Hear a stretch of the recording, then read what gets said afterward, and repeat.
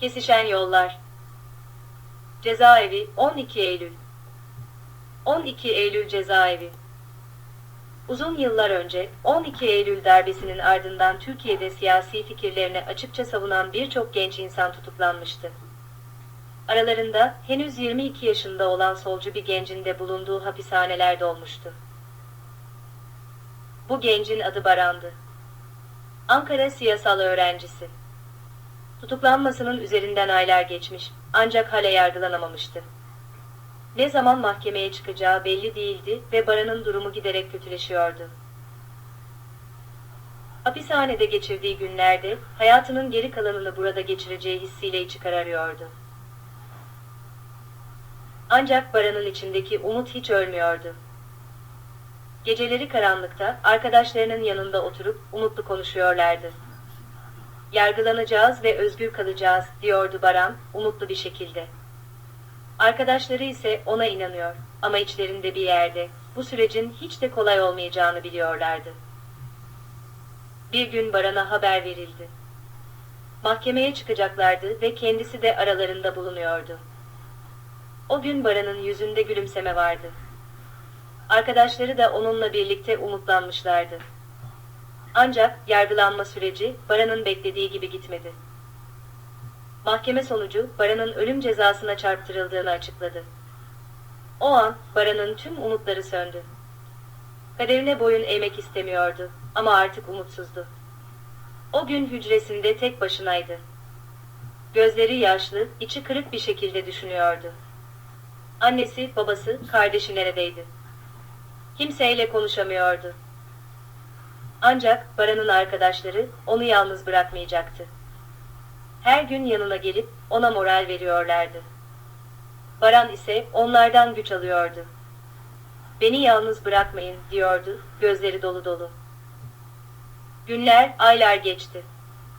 Baran hala idam cezasını bekliyordu.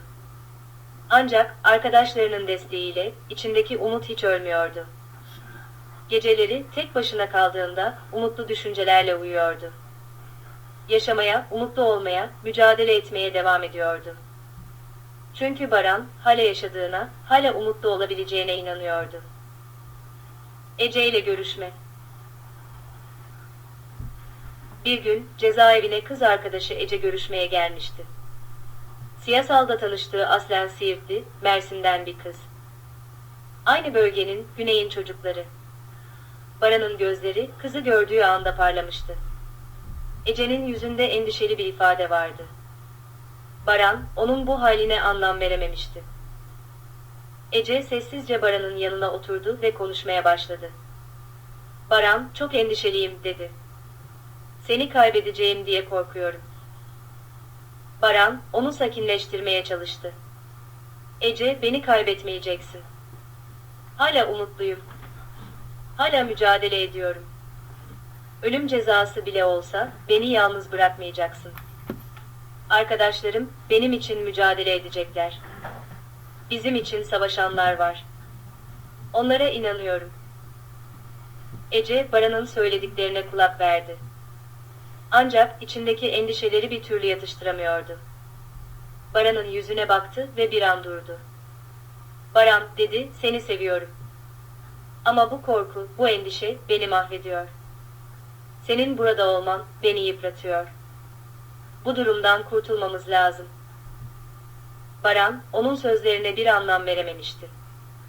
"Ne demek istiyorsun Ece?" diye sordu. "Ece, seni seviyorum ama artık bu ilişkinin bana yararından çok zararı var," dedi. "Seninle olmak istiyorum ama sen buradayken hep endişeli olacağım. Seni kaybetme korkusu beni mahvediyor." Baran'ın gözleri dolmuştu. "Ece, seni seviyorum. Ama ben seni kaybetmek istemiyorum. Sen benim her şeyimsin. Buradayken seni yalnız bırakamam. Ama seni de kaybetmek istemiyorum." Ece, Baran'ın bu sözlerine rağmen ayağa kalktı. "Ben gitmek zorundayım," dedi. "Sana destek olacağım. Ama seni burada yalnız bırakmamamız için bizim bu ilişkiyi bırakmamız gerekiyor." Ece ağlamaya başladı ve cezaevindeki Baran'a son bir kez sarıldı. Seni seviyorum, dedi ve cezaevinden çıktı. Baran, onun gidişini izlerken içi parçalandı. Sevdiği kız, onu terk ediyordu. Ama onun da neden böyle bir karar aldığını anlamıştı. Kız arkadaşı, Baran'ın hayatta kalması için bir seçim yapmıştı. Onun gitmesi, Baran'ın içinde derin yaralar açtı. İmam Baran, cezaevinde kaldığı koğuşta bir imam ile tanışmıştı. İlk başta ikisi arasında bir soğukluk vardı. Baran, imamın kendisine karşı mesafeli olduğunu düşünüyordu. Ancak zamanla ikisi arasında sıcak bir dostluk doğdu.